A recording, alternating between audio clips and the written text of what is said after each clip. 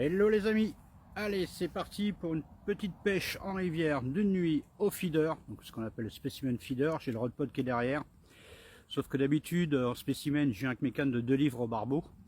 Là le barrage n'est pas ouvert, comme on peut voir ça coule pas, donc j'ai pris mes 2 cannes les plus faibles pour prendre du plaisir, et vu que je ne vais pas envoyer des plombs lourds, ça sert à rien que je prenne les 2 livres. Donc j'ai pris mes 2 cannes en 3,30 m.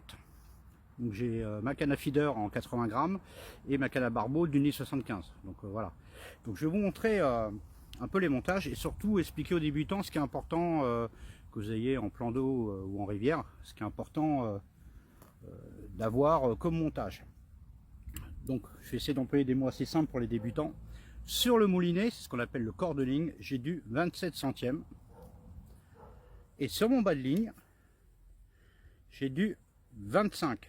Voilà le plus important dans la pêche. Le bas de ligne doit être moins costaud que le fil sur le moulinet. Ce qui doit casser, c'est ça.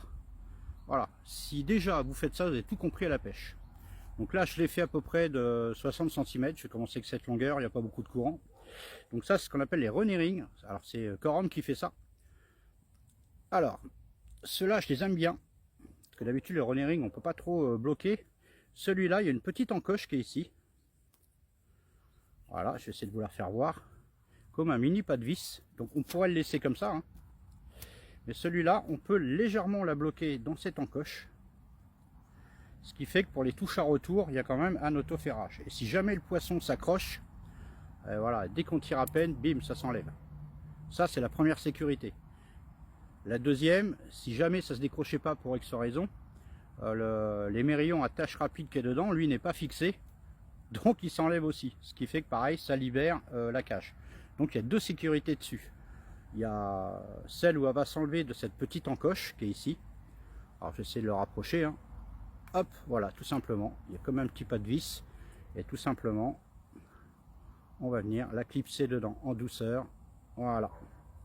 Et voilà le montage. Donc il est livré bien sûr avec la gaine anti-emmêleur, le petit manchon, on a vu ici l'accroche rapide, les mérillons, et le support canne, où tout simplement, voilà, il y a une agrafe qui est dessus, avec un revêtement en plastique pour pas que la cage se barre.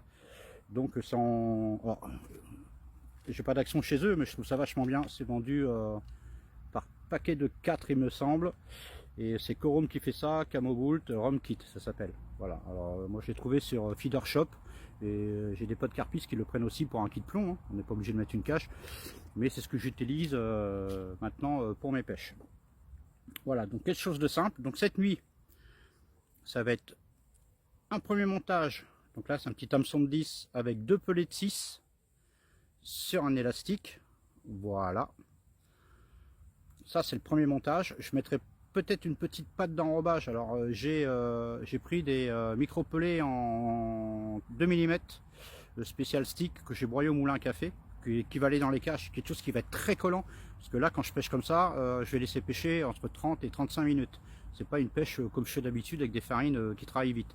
Et si je vois que les petits pelets travaillent trop, je mettrai une petite patte d'enrobage autour pour pouvoir pêcher un peu plus longtemps. Donc voilà, quelque chose de très simple. Un banning qui peut casser en cas où, ça reste du 25 centièmes, c'est quand même du costaud. La deuxième canne, donc la deuxième canne, c'est celle qui est sur la canne barbeau.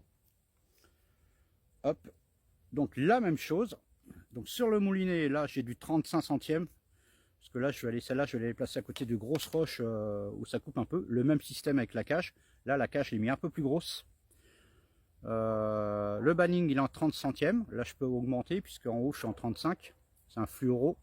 Le même hameçon taille 10 avec un gros pelet de 15. Alors, vous inquiétez pas que l'hameçon paraît petit, mais lui, quand il va fondre, l'hameçon sera à la bonne taille. Et ça, c'est pour les grosses brèmes ou les gros barbeaux. Je suis pas venu pour le petit gardon. Donc ça, les pelets de 15, je sais que ça peut pêcher 3/4 d'heure, 1 heure. Donc je verrai si sur l'autre canne, je vois que les petits pelets travaillent trop vite, je la passerai également en pellet de 15. Et j'en ai un petit peu de maïs doux, mais la nuit, ça va partir trop vite. Et quelques bouillettes de couleur jaune, ananas géranium en 15 mm en cas où, mais je pense que je vais tout faire au pellet. Voilà, alors, pourquoi aujourd'hui pas d'asticot, pas de verre de terreau quand on pêche de nuit, là je suis sur une zone de carpiste. les haches animales sont interdites la nuit. Hein. Donc pour les gens qui débutent, quand vous êtes une zone de nuit, vers de terre, asticots, tout ça, vous oubliez, c'est interdit. On a le droit qu'aux haches dites végétales, où ça peut être des graines, des pelés, des bouillettes, et tout ce qui est vivant, c'est interdit. Donc voilà. Donc là aujourd'hui, ça va être cette nuit pêche au pelé, voilà, chose de simple. Et on va essayer de prendre quelques barbeaux. Donc c'est sur mon spot habituel où ça coule pas malheureusement. Ici il n'y a pas de zone de tenue, c'est quelques poissons de passage. Je suis venu exprès pêcher ici parce que c'est compliqué. Plus haut, je sais qu'il y a des zones de tenue, le poisson y est. Bon, j'ai déjà fait des pêches, ça y est, j'ai trouvé le poisson. Ici c'est vachement plus intéressant techniquement parce que ça va décider d'intercepter un poisson de passage et de savoir où il passe quand ça coule pas. Donc quitte à faire qu'une grosse brème dans la nuit, mais c'est de se comprendre un peu les passages quand ça coule pas et le plaisir d'en prendre une, ou un barbeau, ou une grosse brème, ou un chevenne. Ça va être mon plaisir d'essayer d'en attraper un ici. Allez, c'est parti, je vous tiendrai au courant de ma petite pêche. Ciao!